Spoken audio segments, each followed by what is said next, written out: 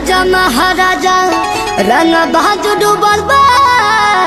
अच्छा अरे बड़े बड़े रे हम जहाज डूबल बा। राजा महाराजा रंग बहादुर डूबल बा। बड़े बड़े रे हम जहाज डूबल बा। तो हम समुद्री जहाज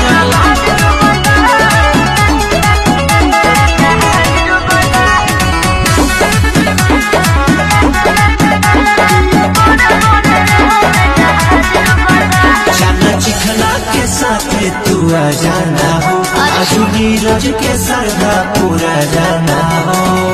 ऐसे कैसे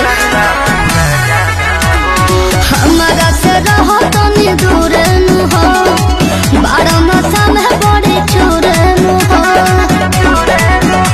दियल के जवानी तोहार चुभल बा।